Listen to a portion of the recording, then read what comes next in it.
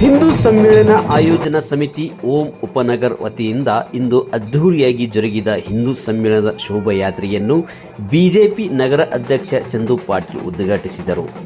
ನಂತರ ನಡೆದ ಸಭೆಯಲ್ಲಿ ಕಾರ್ಯಕ್ರಮ ಉದ್ಘಾಟನೆಯನ್ನು ಶ್ರೀನಿವಾಸ ರಡ್ಗೆಯ ಮಹಾಲಕ್ಷ್ಮಿ ಪೀಠದ ಪೂಜಾ ಡಾಕ್ಟರ್ ಅಪ್ಪಾರಾವ್ ದೇವಿ ಮುತ್ತೆ ಅವರು ಉದ್ಘಾಟಿಸಿದರು.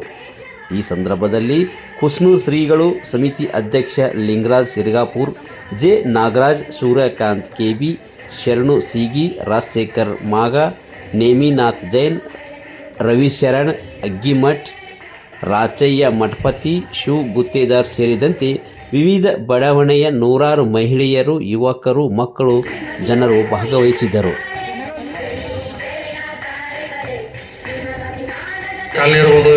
ಬೇರೆಯವರಿಗೆ ಬಡಾವಣೆ ಇರ್ಬೋದು, ಎಲ್ಲರಿಗೂ ಕೂಡ ನಾನು ಅನಂತ ಧನ್ಯವಾದ ಹೇಳ್ತೀನಿ. ಈ ಒಂದು ಕಾರ್ಯಕ್ರಮ ಯಶಸ್ವಿಗೊಳಿಸಬೇಕು ತಮ್ಮೆಲ್ಲರ ಪಾತ್ರ ಅಂತ ಹೇಳಿ ಈ ಸಂದರ್ಭದಲ್ಲಿ ನಾನು ಹೇಳ್ತೀನಿ.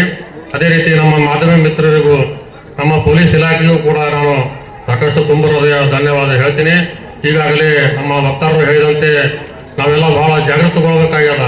ಇವತ್ತು ನಾವು ಜಾಗೃತಗೊಳ್ಳಿಲ್ಲಪ್ಪ ಅಂದ್ರೆ ಮುಂದೆಂದೆಂದೂ ನಾವು ಜಾಗೃತಗೊಳ್ಳೋದಿಲ್ಲ ಅಂತೇಳಿ ಈ ಸಂದರ್ಭವನ್ನು ಹೇಳ್ತಾ ನನ್ನ ಈ ಒಂದು ಅಧ್ಯಕ್ಷೀಯ ಭಾಷಣ ಇಲ್ಲಿಗೆ ನಾನು ಮೊಟಕುಗೊಳಿಸಿ ಕೆಲವು ಅಪೂರ್ವ ಆಶೀರ್ವಚನ ಆದ ನಂತರ ಕಾರ್ಯಕ್ರಮವನ್ನು ಸಂಪನ್ನಗೊಳ್ಳುತ್ತದೆ. ತದನಂತರ ಮತ್ತೊಮ್ಮೆ ಪ್ರಸಾದವನ್ನು ಸ್ವೀಕರಿಸಿ ತಾವು ಹೋಗ್ಬೇಕಂತೇಳಿ ನಾನು ವಿನಂತಿ ಮಾಡ್ತೀನಿ.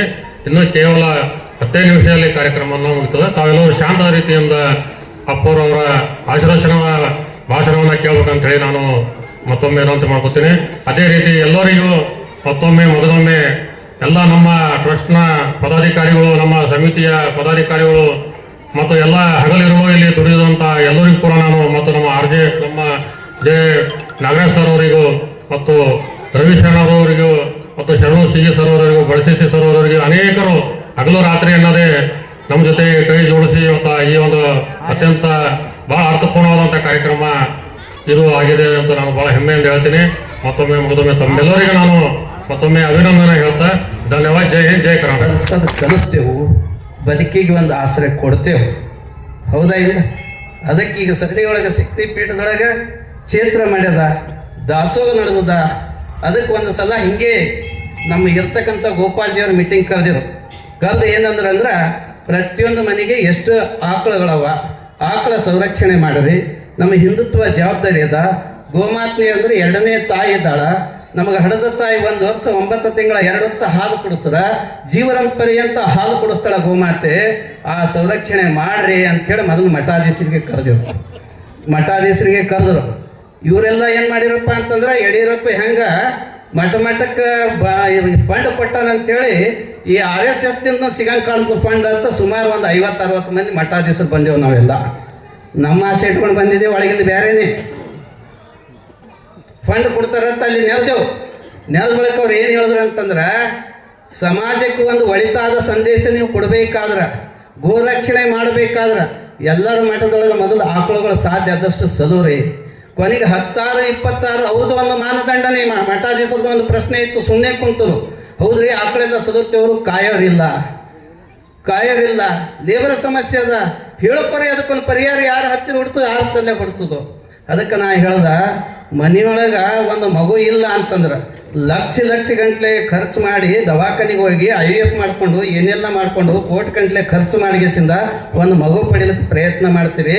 ಅದು ಸಾಯ್ತದೋ ಇರ್ತದೋ ಗೊತ್ತಿಲ್ಲ, ವರ್ಷ ಆಡೋದು ಅದ್ರ ಸ್ಥಿತಿಗತಿ ಅದು ದೇವರೇ ಬಲ್ಲ. ಅದಕ್ಕೆ ಮತ್ತೆ ದುಡ್ಡು ಹಾಕ್ತೀರಿ, ಎಷ್ಟು ದವಾಖಾನೆ ತಿರುಗ್ತೀರಿ, ಎಷ್ಟು ಹೈರಾಣ ಹಾಕ್ತೀರಿ, ಪಾಳಿ ಹಚ್ಕೊಂಡು ಕೂಡ್ತೀರಿ. ಅದಕ್ಕೆ ಮನ್ಯಾಗ ಕೊನೆಗೆ ಹೊಲಕ್ಕೆ ಒಯ್ಯೋದಾಗಲ್ಲ ಅಂದ್ರೆ ಮಠದೊಳಗೆ ಎಲ್ಲೆಲ್ಲೆಲ್ಲ ಭಕ್ತರ ಬಲಿ ಅದು ತೊಗೊಂಡು ದುಡ್ಡಿನೊಳಗೆ ಒಂದಿಷ್ಟು ಕಳಕಿ ಮೇವು ಹಾಕಿ ಒಂದು ಆಕಳರೆ ಸಾಕ್ರಿ. ಮಠಾಧೀಶರೇ ನಾವು ಡೈರಿಯಿಂದ ಹಾಲು ತಂದ ಬಳಿಕ ಸಮಾಜಕ್ಕೇನು ಸಂದೇಶ ಕೊಡಬೇಕು, ಅದಕ್ಕೆ ಇಷ್ಟೆಲ್ಲ ಹೇಳಿದಾಗ ನಾನು ಎಲೆ ಮರಿ ಕಾಯಿಯಂತೆ ಮಾಡಿದಂಥ ಸೇವಾ ಅವಾಗ ಬಹಳಷ್ಟು ಹೊರಗೆ ನಾನು ಬಂದಿದ್ದಿಲ್ಲ. ಯಾಕೆ ಬಂದಿದ್ದಿಲ್ಲ ಅಂದ್ರೆ, ಮೊದಲು ನನ್ನ ಕಾಯಕದ ಜವಾಬ್ದಾರಿ, ಕೃತಿಯ ಜವಾಬ್ದಾರಿ. ಮಾತಿನಿಂದ ಮಾತ್ರ ಮಾವಿನ ಹಣ್ಣು, ಮಂತ್ರದಿಂದ ಮಾತ್ರ ಮಾವಿನ ಹಣ್ಣು ಉದುರಿಸ್ಲಿಕ್ಕಾಗಲ್ಲ. ಕೃತಿಯಿಂದ ಗಿಡ ಬೆಳೆಸಿ ಅದಕ್ಕೆ ಪಕ್ವ ಮಾಡಿ ಮಾತ್ರ ಹಣ್ಣು ತಿನ್ನಲಿಕ್ಕೆ ಆಗ್ತದಂತ. ಅಂಥ ರೀತಿಯೊಳಗೆ ನಾನು ಹೊರಗೆ ಬರಲಾರ್ದಾಗ ಸ್ವಲ್ಪ ಪ್ರಶ್ನೆ ಬಂತು. ಏನಂತ, ಅಪ್ಪರ ಮತ್ತವರೇ ಇಷ್ಟೆಲ್ಲ ನೀವು ಹೇಳ್ತೀರಿ ನಿಂಬಲ್ಲಿ ಸವ ಆಕಳು, ಯಾಕಂದ್ರೆ ಒಂದೂ ನೋಡಿಲ್ಲ. ನಾನು ತೋರಿಸ್ಲಿಕ್ಕೆ ಎದುರು ಕಟ್ಟಿಲ್ಲ. ತೋರಿಸ್ಲಿಕ್ಕೆ ಮಾಡೋದು ವೇದಿಕೆಗಳು ಬೇರೆನೇ ಇರ್ತಾವ.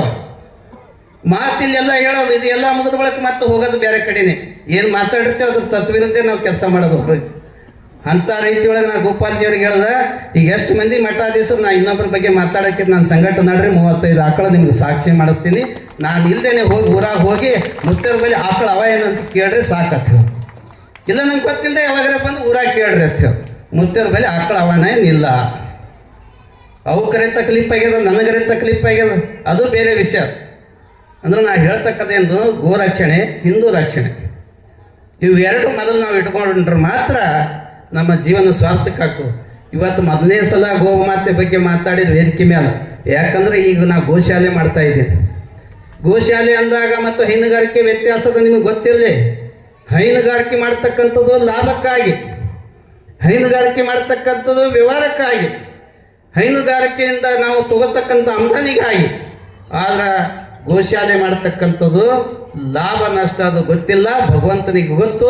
ನಮ್ಮ ಗೋರಕ್ಷಣೆ ಮಾಡುವ ಸಲುವಾಗಿ ಗೋಶಾಲೆ ಅಂತ.